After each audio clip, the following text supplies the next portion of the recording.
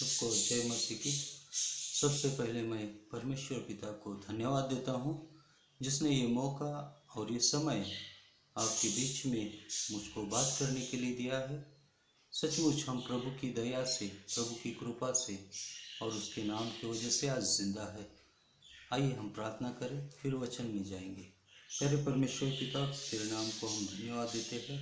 इस सुबह के सुंदर समय में प्रभु हम तेरे वचन के द्वारा जो कुछ भी हम सुनेंगे, समझेंगे और उसके अनुसार चलने के लिए हमारी सहायता मदद कर। और फिर से एक बार प्रभु, इस समय हम अपने समय को अपने जीवन में किस तरह से बिताया है, इस बात को याद कराने के लिए धन्यवाद देते हुए सारी प्रार्थनाएं प्रभु यीशु आपको धन्यवाद देते हुए आपके ही नाम से मांगते हैं। सुना और कबूल कर, आमीन।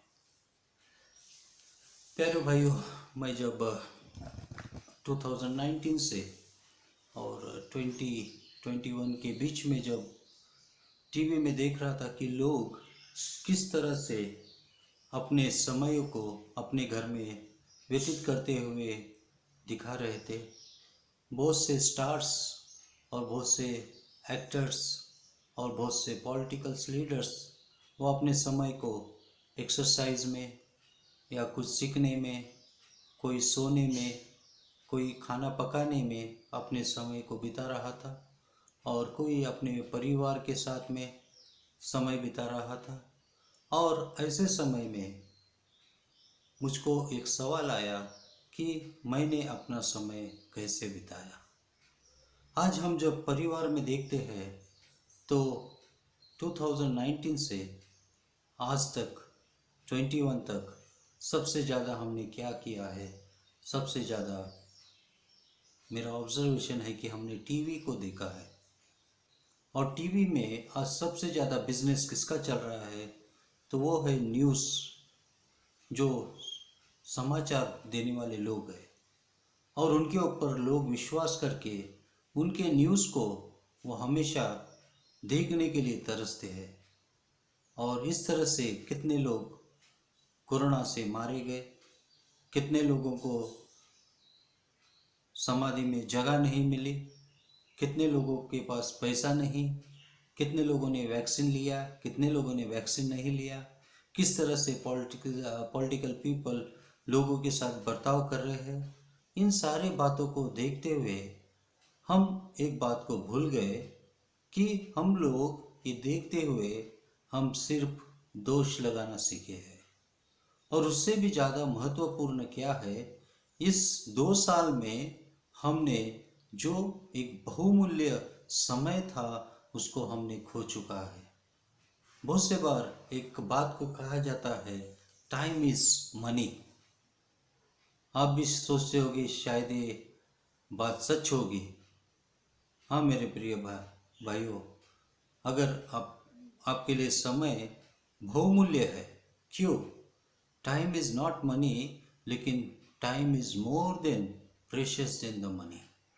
क्योंकि अगर आपका आधा सेकंड भी चला जाता है, अगर आपको 50 लाख रुपए या पूरे दुनिया की मैं दौलत दूंगा, ये कहने से मेरा आप खोया हुआ आधा सेकंड आप ला के दो, कहने से कोई भी आपको नहीं देगा। और इसके लिए ये समय को हमने किसके लिए इस्तेमाल किया है और ये समय हमें किसने दिया है, और उस समय देने वाले के लिए हमने कितना समय दिया है। जब मेरा बेटा कार्टून देखता है तो मैं उससे कहता हूँ, क्या उतना ही समय तुमने अपनी स्टडी की? उतना ही समय क्या तूने प्रार्थना किया? उतना ही समय क्या तूने परमेश्वर को अपना समय दिया? मोबाइल में पूरे पूरे दिन हमारे जवान भाई बहन अपना समय व्यर्थ करते हैं। अगर पूरा दिन अगर उनसे पूछा जाए कि तुमने मोबाइल देख के क्या सीखा, अगर घर वालों से पूछा जाए कि तुमने सीरियल देख के क्या सीखा, तो मुझको एक तो प्लस पॉइंट कोई बता सकेगा। आज यहाँ पे बाइबल में एक कहानी है जहाँ पे इस कहानी से हम लोग सीख सकते हैं कि वहाँ पे 2 व्यक्तियों का समय कैसे गुजरा और 2 व्यक्तियों को प्रतिफल कैसे मिला। और आज हम इन 2 व्यक्तियों में आज मेरा और आपका स्थान क्या है। लूका का 16 अध्याय उसका 19 से 30-31 तक में हम लोग देखते हैं कि वहाँ पे एक धनी मनुष्य और एक निर्धन लाजर नाम का एक भिखारी है। धनी मनुष्य जो था वो बहुत ही धनवान था और उसके व्यंजनी कपड़े और मलमल के पहनता था, प्रतिदिन सुख विलास और धूम धाम के साथ रहता था। यहाँ पे पहले वचन में जब देखते हैं तो उस अमीर आदमी का नाम वहाँ पे नहीं लिखा गया, लेकिन उसके काम के बारे में वहाँ पे लिखा गया, उसके जीवन के बारे में लिखा गया और उसके कार्य चलन चार चलन के बारे में लिखा गया। लेकिन हम जब 20 में पढ़ते हैं तो वहाँ पे लाजर नाम का एक कंगाल घावों से भरा हुआ उसकी डेवड़ी पर छोड़ दिया जाता था। तो एक यहाँ पे हम लोग देखते हैं एक अमीर आदमी का बंगला है, घर है और कंपाउंड है, और दूसरी तरफ हम क्या देखते हैं कि उसके दरवाजे के पास में लाजरस पड़ा है, जिसके पास खाने पीने के लिए, वस्त्र पहनने के लिए सब कुछ है, लेकिन इसके पास खाने के लिए, दाने के दाने के लिए वो मोहताज है। मेरे प्यारे भाई और बहनों, यहाँ पे हम लोग देखते हैं कि और वह चाहता था कि धनवान की मेज पर जो जूठन से अपना पेट भरे, यहाँ तक कि कुत्ते भी आकर उसके घावों को चाटते थे। यहाँ पे इस वचन में हम लोग देखते हैं कि उस धनवान व्यक्ति के पास बहुत से नौकर चाकर थे, बहुत से काम करने वाले थे, जिनको उसने पगार दे के रखा था और जिनको वो उनकी ज़रूरतों को पूरा करता था। लेकिन अपने दरवाजे पे बैठे हुए उस भिखारी लाजरस की ओर उसका ध्यान नहीं गया, और भिखारी लाजरस भी उससे क्या अपेक्षा करता था, उसके मेज के ऊपर बचे हुए खाने को खा के मैं जीऊँगा। मेरे प्यारे भाई और बहनों, इस कहानी में हम लोग देखते हैं कि हम लोग कहाँ हैं। आज अगर इस मोबाइल में आप लोग देख रहे हैं तो आपके मोबाइल के लिए आप कितना खर्चा करते हो। आज आपके घर में अगर गाड़ी है तो आप अपने गाड़ी के लिए कितना पेट्रोल खर्चा करते हो। आपके घर में अगर राशन पानी है तो आप तेल चावल दाल कितना इस्तेमाल करते हो।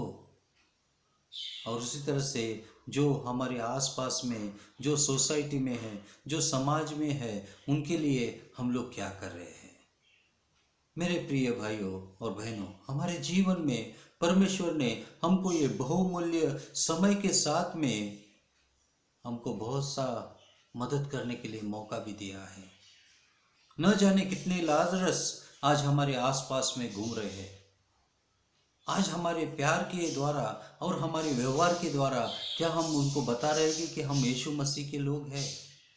आज मदर तेरेसा को लोग क्यों जानते हैं? क्योंकि उन्होंने गरीबों की सेवा की थी, उन्होंने अपना समय उन गरीबों के मध्य में गुजारा था। लेकिन आज हमारे पास इतना होते हुए भी हम कितना लोगों को अपना समय दे रहे हैं। और आगे हम लोग देखते हैं कि उसे कुत्ते, यहाँ तक कि कुत्ते भी आकर उसके घाव को चाटते थे। यहाँ पे एक मैं आपको सीक्रेट बताना चाहता हूँ। जबकि लाजर इतना भूखा है तो वो कुत्ते कितने भूखे थे। और यहाँ पे आगे इस बात को मैं बताऊंगा कि किस तरह से उन कुत्तों ने उसके साथ बर्ताव किया। जब एक लाजरस दूसरों के पास से, यानी उस धनवान व्यक्ति से एक्सपेक्ट कर रहा है कि वो मुझे कुछ खाने दे, लेकिन कुत्ते उस खाने की ओर नहीं, लेकिन इसके बहते हुए घावों की ओर उनका आकर्षण था। और कई बार शायद कुत्ते चाटते चाटते हुए उसके घाव को काटा भी होगा। और आगे चल के हम लोग देखते हैं कि ऐसा हुआ कि वो कंगाल मर गया और स्वर्गदूत ने उसे लेकर अब्राहम की गोद में पहुंचाया, और धनवान भी मरा और गाड़ा गया। यहाँ पे हम लोग यीशु मसीह की कहानी को बताने का एक ढंग को हम लोग देखते हैं। कहानी के आरंभ में उस धनवान व्यक्ति का स्थान ऊंचे स्थान पर है और लाजरस का स्थान जो है वो नीचे स्थान पर है। जैसे एक वजन काटा होता है, एक तराजू होता है, उस तराजू के दो भाग होते हैं, जहाँ पे वेट डालेगा वो नीचे जाएगा और जहाँ पे खाली है वो ऊपर चला जाएगा। और इस तरह से हम लोग देखते हैं तो ये व्यक्ति जो था ऊपर यानी हवा में था, वो अपने रास रंगों में था, वो और अपने जीवन की खुशियों में था, वो अपने आप को खुश करने में वो था, अपने मन को खुशी देने के लिए वो कोशिश करता था। लेकिन ये लाजरस, उसकी एक ही अपेक्षा थी कि कोई मुझे पेट भर के खाना दे तो मैं आराम से खा के सो या मरो। लेकिन उसको वो खाने की चूर भी नहीं मिलती थी। और इस वचन को जब मैं देखता हूँ कि किस वचन में कि वह चाहता था कि धनवान की मेज पर जूठन से अपना पेट भरे, यहाँ तक कि कुत्ते भी आकर उसके घावों को चाटते थे। मेरे प्यारे भाई और बहनों, एक दिन एक सुरापीन स्त्री, जो हम लोग सुषमाचारों में उसकी कहानी को देखते हैं कि उसके बेटी को दुष्ट आत्मा ने पकड़ा था और वो यीशु मसीह के पीछे पड़ के वो बिलबिलाते हुए कहा कि मेरे बेटी को तू बचा। लेकिन यीशु मसीह ने कहा कि कुत्तों की मुझे माफ़ कीजिए, बच्चों की रोटी कुत्तों को नहीं डाली जाती। तभी उस औरत ने कहा कि कभी कभी कुत्ते भी मेज पे गिरे हुए चूर चूर को खाते हैं। और यीशु मसीह ने कहा कि तेरा विश्वास बड़ा है, जा तेरी बेटी चंगा हो गई। मेरे प्यारे भाई और बहनों, इस तरह से बहुत से लोग इतने भूखे हैं, जितना कि हम लोग खाने, शादी या किसी बर्थडे का कार्य में जितना भी पैसा हम लोग व्यर्थ करते हैं, उस व्यर्थ कपड़ों से या खाने से हम लोग कितने लोगों का पेट भर सकते हैं। लेकिन आज हम देखते हैं कि हमारे जीवन में हम लोग अपने आप को संतृप्त करने में या अपनी तृप्ति को पूरा करने में हम लोग लगे हैं। कितने ऐसे कपड़े जो हमारे कबर्ड में और हमारे लॉकर में पड़े हैं, जो हम इस्तेमाल नहीं करते, फिर भी हम उसे जमा करते जा रहे हैं। लेकिन हम गरीबों के लिए क्या दे रहे हैं। और इस तरह से जब वो मरा तो यहाँ पे हम लोग देखते हैं कि स्वर्गदूत ने उसको उठा के ले गए और उसे अब्राहम की गोदी में उसको बिठाया गया और अधोलोक में उसने पीड़ा में पड़े हुए आंखें उठा के दूर से अब्राहम की गोद में। तो यहाँ पे हम लोग 22 में देखते हैं कि तो ऐसा हुआ कि कंगाल मर गया और स्वर्गदूत ने उसे उसे लेकर अब्राहम की गोद में पहुंचाया। धनवान भी मरा, गाड़ा गया। तो यहाँ पे लाजरस को गाड़ा नहीं गया, लेकिन कचरे के डिब्बे में फेंका गया। और वहाँ पे जहाँ पे ये स्थान है, वहाँ पे गहना बोल के एक गहरा गड्ढा होता था, जहाँ पे कचरा फेंका जाता था और जहाँ पे मरे हुए का कुत्ते या जानवर का फेंका जाते थे, उसी स्थान पे लाजरस को भी फेंका गया। और यहाँ पे हम लोग देखते हैं कि उस लाजरस को परमेश्वर के दूतों ने आके उठाया। इस आमिर आदमी को बहुत से लोगों ने आके उसका अंतिम संस्कार बड़े ही प्यार से और बड़े ही अच्छे ढंग से उन्होंने किया। लेकिन यहाँ पे हम लोग क्या देखते हैं कि इस लाजरस को स्वर्गदूत ने आके उठा के उसको अब्राहम की गोद में बिठाया। और जब 24 में हम लोग देखते हैं कि 23 में देखते हैं कि अधोलोक में उसने पीड़ा में पड़े हुए अपनी आंखें उठाई और दूर से अब्राहम की गोद में लाजरस को देखा। और यहाँ पे हम लोग देखते हैं कि उस धनवान व्यक्ति ने सोचा होगा कि मैं अमीर हूँ, लेकिन स्वर्ग में मेरा स्थान कहाँ पे होगा, कहीं मुझको सिंहासन पे होगा। लेकिन उसने देखा कि जो भिखारी उसके दरवाजे में पड़ा था, वो भिखारी आज अब्राहम की गोद में है। और तब उसने पुकार कर कहा, हे पिता अब्राहम, मुझ पर दया करके लाजर को भेज दे, ताकि वो अपनी उंगली का सीरा पानी में भिगोकर मेरी जीभ को ठंडी करे, क्योंकि मैं इस ज्वाला में तड़प रहा हूँ। यहाँ पे हम लोग देखते हैं जो लाजर टुकड़ों के चूरों के लिए रो रहा था, टुकड़ों के रोटी के टुकड़े के लिए मर रहा था, उसको वहाँ पे हाथों से दिया नहीं गया, लेकिन जो कुछ भी मेज के नीचे गिरा था उसी को उठा के वो खाता था, लेकिन उसको किसी ने प्यार से उसको खाना नहीं दिया था। लेकिन आज ये अमीर आदमी क्या कहता है जानते हो? वो कहता है कि उस उस लाजरस के उंगली का सीरा पानी में भिगोकर उसके जीभ को ठंडी करे। मेरे प्यारे भाई और बहनों, ये नरक की अवस्था है, ये नरक की सजा है। और यही सजा यीशु मसीह ने भी क्रूस के ऊपर उस नरक की आग में उठाई थी। और उसने इसलिए कहा कि मुझे प्यास लगी है। और सुसमाचारों में देखते हैं कि उसकी जबान जो है वो उसके तालू को या ऊपर चिपक गई थी। पानी का ड्रॉप नहीं था, क्योंकि पसीना बह रहा था, खून बह रहा था, उसके शरीर में सब डिहाइड्रेशन हो रहा था और उसको पानी की जरूरत थी। और वो एक नरक की आग में उसका अनुभव वो ले रहा था। और इस तरह से हम लोग देखते हैं कि बहुत से लोगों को आज पानी नहीं मिल रहा, बहुत से लोगों को आज खाना नहीं मिल रहा। और आज हम लोग देखते हैं, और इसके लिए हमारे पास होते हुए भी हम जब नहीं देते तो परमेश्वर ऐसी सजाएं हमारे जीवन में भेजता है। वो कोरोना को भेजता है, वो तूफान को भेजता है, वो जहरीले बीमारियों को भेजता है, वो शराबियों को भेजता है। और इस तरह से हम लोग देखते हैं उनका जीवन नाश की ओर बढ़ते जाता है। मेरे प्यारे भाई और बहनों, सिर्फ झोपड़पट्टी में रहने वाले लोग ही शराब नहीं पीते, लेकिन अमीर लोग भी शराब पीते हैं। फर्क इतना है कि वे कॉस्टली शराब पीते हैं और ये रास्ते की भी शराब पीते हैं, लेकिन अंत दोनों का भी सही यही होने वाला है। बहुत से हमारे मसीह भाइयों में भी बहुत से लोग शराब पीने वाले हैं।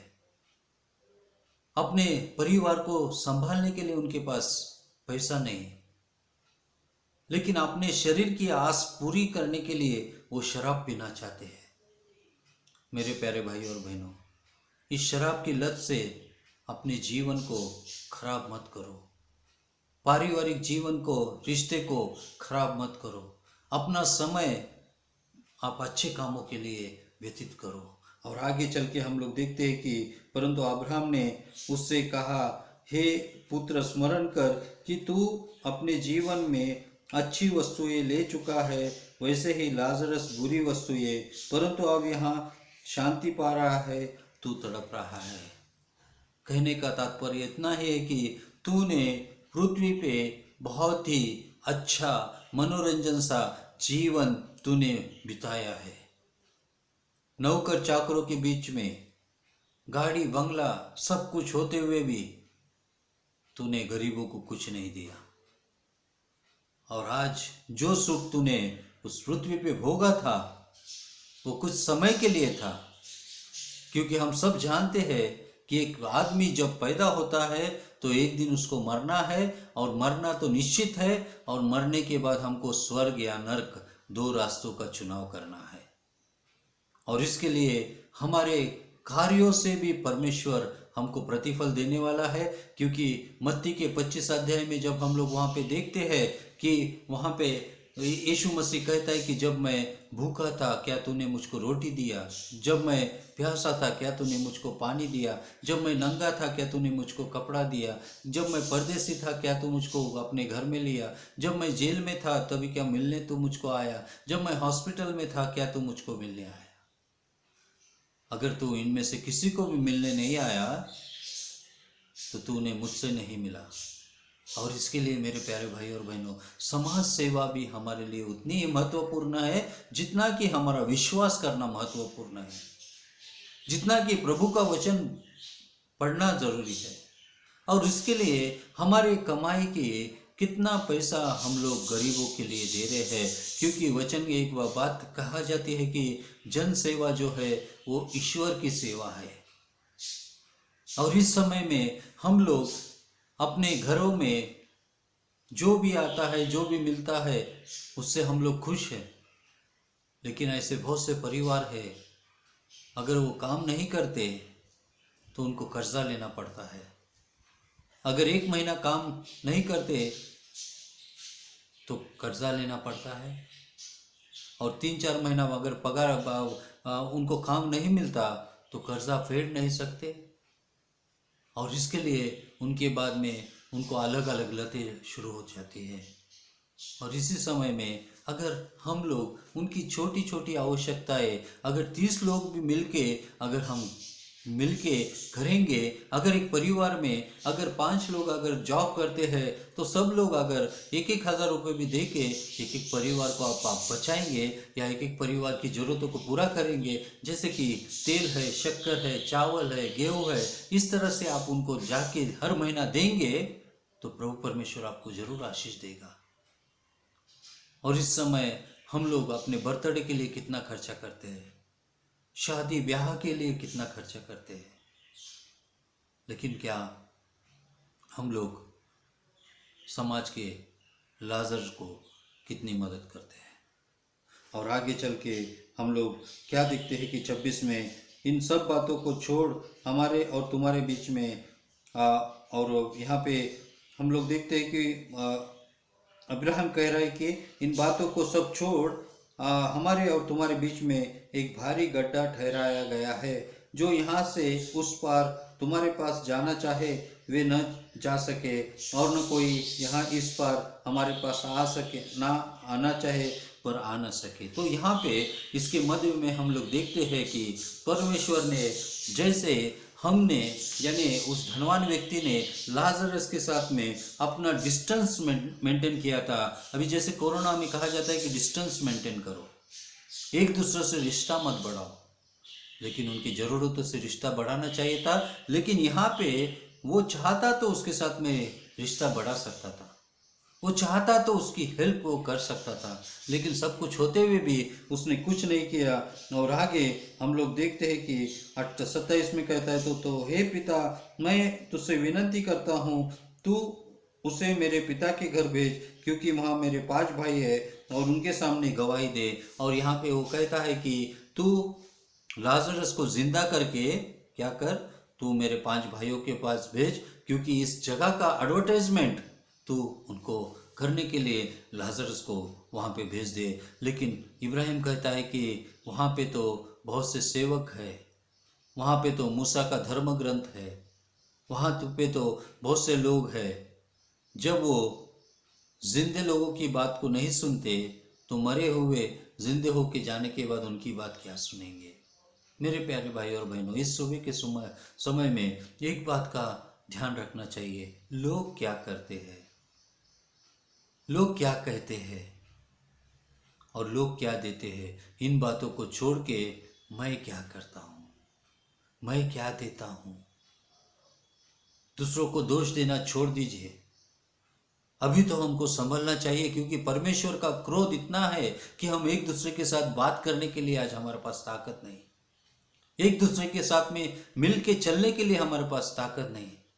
समाज में आज जब लोग कहते थे कि अरे फॉरेन से कोई आ रहा है तो 100 लोग उसको जाके मिलने की तमन्ना रखते थे, लेकिन आज कोई फॉरेन से आ रहा है तो कितने लोग आज एरोप्लेन पे जाके उनका रास्ता देखेंगे। आज समय ऐसा है कि गाड़ने के लिए भी लोग नहीं है, समय ऐसा है कि एक दूसरे से बात करने के लिए भी लोग नहीं है। और आज हमारे पापों के कारण से हम एक दूसरे से रिश्ता नहीं बढ़ा रहे, क्योंकि हमने अपना रिश्ता परमेश्वर के साथ में नहीं बनाया। और हमें आज सोचना है कि मैंने अपना समय कहाँ, कैसे और क्यों व्यतीत किया था, उससे मुझे क्या लाभ हुआ। जिस परमेश्वर ने मुझको सांस दिया है उस परमेश्वर को मैंने क्या दिया है, जिस परमेश्वर ने मुझको जीवन दिया है उस परमेश्वर को मैंने क्या दिया है। और आज के इस सुबह के समय में यही ध्यान मनन करते हुए अपने जीवन को जांचे परखे कि मैं कहाँ से गिरा था और मुझे अभी क्या करना चाहिए। मौका आज भी है, पता नहीं कल क्या होगा। कोई नहीं कह सकता कि मैं इतने दिन जीवित रहूंगा। तो मेरे प्यारे भाई और बहनों, आज ही यीशु मसीह को अपना जीवन दीजिए, आज ही अपने जीवन में उसके लिए काम करने की तमन्ना दीजिए और उससे वायदा कीजिए, मेरी सैलरी अगर 1000 रुपये भी है तो कम से कम 50 रुपये मैं किसी ज़रूरतमंद को मैं सहायता मदद करूं, कम से कम मैं 5 रुपये से तो शुरू करूं। आज शुरू कीजिए और देखिए कि परमेश्वर कितना भला है। ये कोरोना जैसे कोई भी बीमारी हमारे पास नहीं आएगी। जब हम किसी की सहायता करते हैं तो परमेश्वर कहता है कि तू उसकी सहायता नहीं बल्कि मेरी सहायता की थी, क्योंकि जब मैं प्यासा था तूने उसको पानी नहीं पिलाया लेकिन मुझको पानी पिलाया, भूखा था उसको रोटी नहीं खिलाया लेकिन तूने मुझको रोटी खिलाया, नंगा था कपड़े उसको नहीं दिए मुझको दिए, क्योंकि मैं सर्वलोक का पिता हूँ और तू मेरा बेटा हो के अगर तू उनकी मदद करेगा तो मैं तेरे जो भंडार है उसको मैं भरते जाऊंगा। और प्रभु हम कितना कमाएंगे और कितना ले जाएंगे, क्योंकि जो कुछ भी लाया है, जो कुछ भी पाया है उसको यहीं पे छोड़ के जाना है। और इसके लिए हमें जागरूक होना चाहिए, क्या मैं सचमुच में अपना समय परमेश्वर के साथ में बिताया, क्या अपने स्वार्थ के लिए बिताया, ये अपने आप से सवाल करते हुए परमेश्वर आप सबसे बात करें और आज से आपके जीवन में, आत्मिक जीवन में परिवर्तन होने के लिए प्रभु आपकी सहायता मदद करे। प्रार्थना करें। प्यारे परमेश्वर पिता, धन्यवाद देते हैं सुबह के समय के लिए, और तूने जो वचन हमारे साथ में दिया है उसके लिए भी धन्यवाद देते हैं प्रभु। सुनने वाले और मुझको भी प्रभु तेरे वचनों में आगे चला बढ़ा और तेरे वचन में संभाल प्रभु यीशु। आगे के दिनों में जो जो प्रभु जिन जिन लोगों की जरूरत है यीशु आपके नाम से आप पूरा कीजिए, और यीशु आप उनको आशीष दीजिए। यीशु आपके ही नाम से मांगते, सुन और कबूल कर। आमीन। प्रभु परमेश्वर आप सबको आशीष दे।